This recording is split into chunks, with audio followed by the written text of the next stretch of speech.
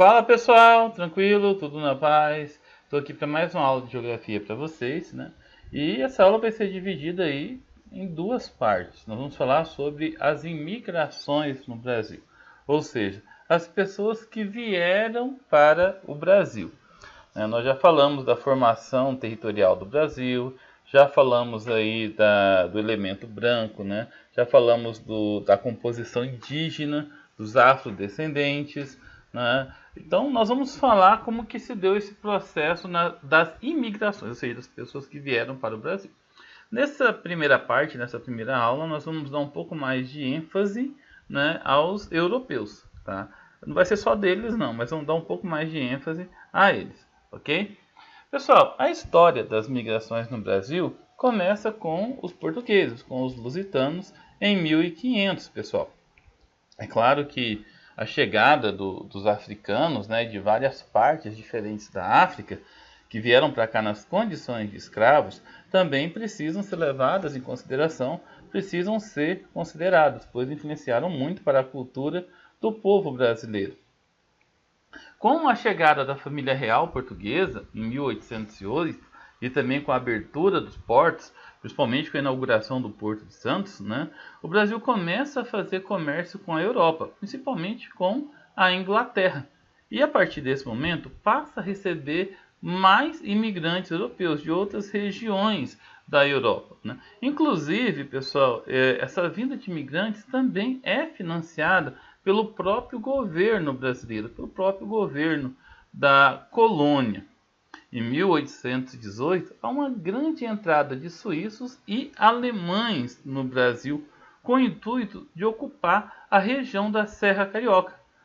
Essa galera que veio para o Brasil, esses imigrantes que vieram para o Brasil, foram responsáveis pela fundação da cidade de Nova Friburgo, né? Considerada aí a Suíça brasileira. Há alguns autores que acreditam que a chegada desses imigrantes foi uma tentativa de branqueamento da população, já que era muito forte no Brasil a teoria do darwinismo social, de que existia uma raça superior que eram os brancos europeus. E o Brasil era uma população muito mestiçada, ou seja, tinha muitos mulatos, muitos caboclos, né? Havia muito a presença de afrodescendentes no Brasil.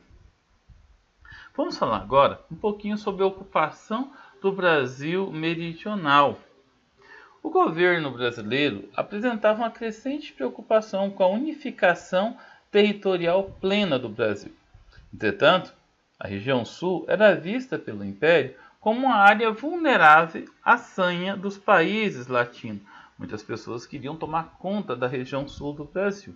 A Argentina e o Paraguai eram os dois países que mais queriam tomar conta, né? O Paraguai da região do Paraná e a Argentina do Rio Grande do Sul e parte de Santa Catarina. Com o intuito de ampliar a ocupação da região, o governo incentivou a instalação de núcleos de colonos imigrantes no Rio Grande do Sul e em Santa Catarina. A partir dessa situação, imigrantes, oriundos principalmente da Alemanha e da Itália, além de grupos eslavos como os poloneses e os ucranianos, fundaram diversos núcleos de povoamentos, embasados nos minifúndios policultores. Essa região sul é muito famosa por ter pequenas propriedades, né, que se dedica à exploração de várias culturas destinadas ao mercado interno. E são vários os motivos, né, para eles terem se fixado nessa região. Uma delas foi a climática, que é muito parecida, muito próximo com o clima europeu. No ano de 1824, né, marcou a chegada de alemães ao Rio Grande do Sul, onde receberam lotes para a ocupação do Vale do Rio dos Sinos. Bom, os alemães no Rio Grande do Sul, eles expandiram sua área de ocupação nos vales dos rios da depressão central do estado, chegando até as encostas das serras, né, onde se originou a cidade de Gramado, de Canela, Nova Petrópolis. Pouco depois se instalaram no Vale do Itajaí, em Santa Catarina. Aqui nós temos uma imagem, né, da cidade de Gramado que mostra que a arquitetura da cidade é muito próxima da arquitetura alemã, que a influência alemã é muito forte, né? em Santa Catarina, a presença alemã merece destaque pela fundação de cidades muito importantes, como Joinville e Blumenau. Os italianos também, pessoal, é um grupo que merece grande destaque nesse contexto da migração, principalmente na ocupação do sul do Brasil, porque eles passaram a ocupar muitas terras que pertenciam ao Estado, né? Ou seja, as terras devolutas, principalmente aquelas terras de áreas planálticas, aquelas terras cobertas pela mata subtropical, pela mata de araucária.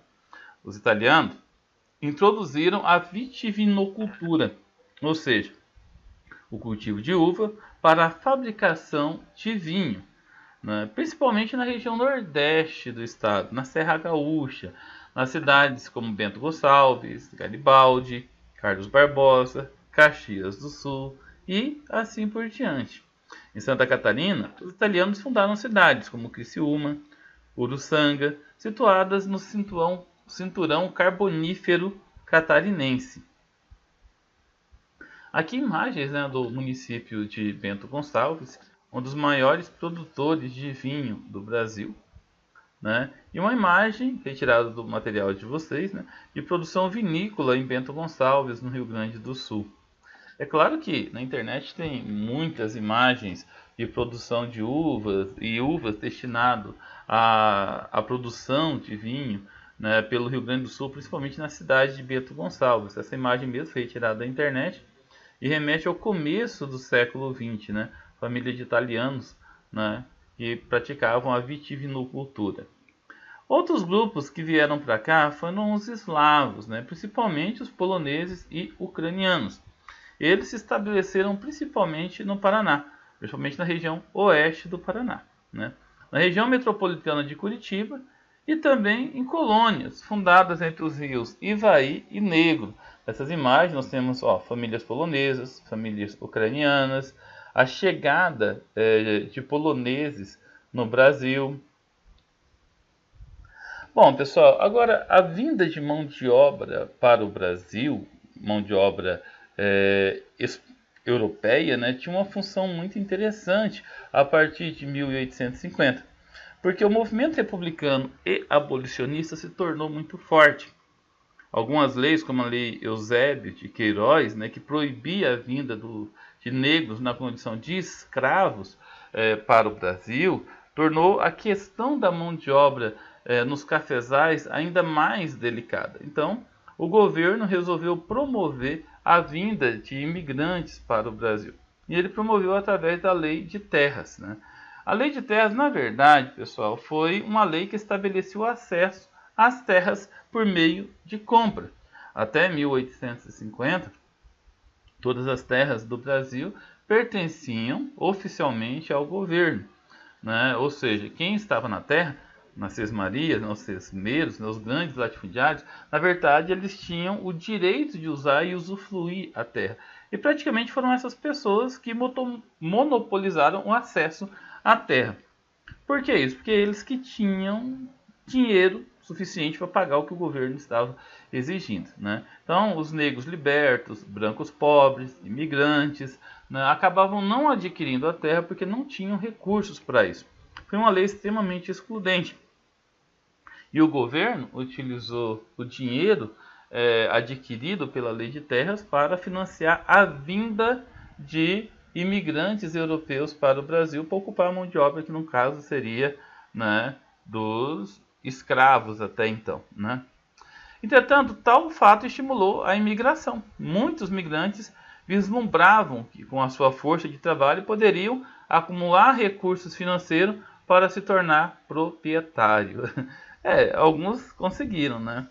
Além disso, com a necessidade de braços para a lavoura, oportunidades aos que chegavam não faltavam. Então, essas pessoas que chegavam aqui, eles trabalhavam tanto na agricultura, principalmente nas fazendas de café, como na indústria que estava nascendo aqui no Brasil. Estava começando, estava de maneira incipiente, né? E a Europa já estava passando pela Revolução Industrial. Então, eles já tinham uma certa qualificação profissional. É importante a gente ressaltar, pessoal, que na Europa já tinha pensadores com grande destaque, né, como Karl Marx, Friedrich Engels, Saint-Simon, Charles Fourier, entre outros, né? Então, todos esses camaradas, né, eles falavam sobre a questão da exploração do trabalho. Então, esses trabalhadores que vieram para o Brasil, eles formaram greve, eles formaram associações de socorro mútuo, que foi a origem dos sindicatos, dos trabalhadores que hoje existem, né?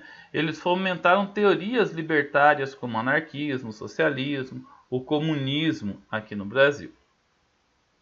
Mas e a imigração durante o século XX, pessoal?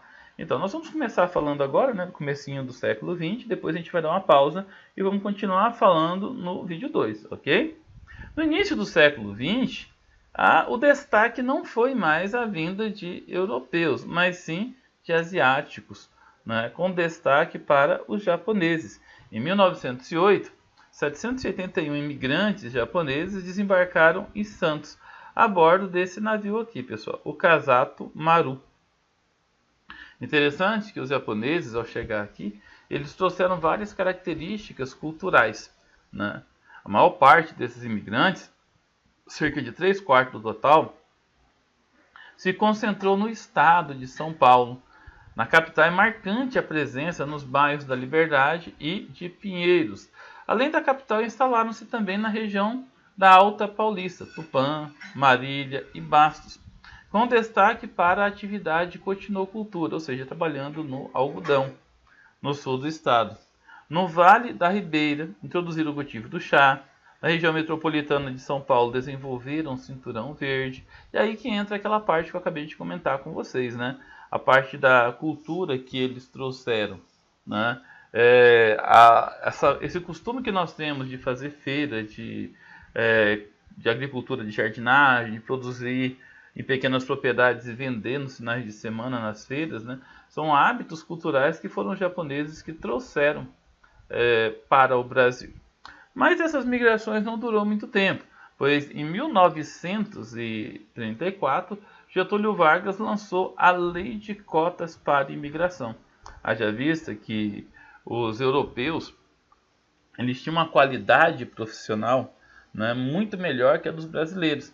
Então, toda vez que eles iam, eles acabavam roubando a mão de obra do brasileiro, principalmente no comércio e na indústria. Então, uma forma de cercear a vinda dos europeus foi criando a lei de cotas para a imigração. Vamos lembrar que o Brasil estava passando por um grave problema econômico na época, né, oriundo aí da queda da Bolsa de Valores de Nova York, né, e acabou dando um grande desfalque aqui no Brasil, um desfalque financeiro, entendeu? O único grupo isento dessa restrição foram os portugueses, ok? Bom, pessoal, vamos parar por aqui, né? O vídeo já está ficando um pouco longo, já está em 13 minutos, né?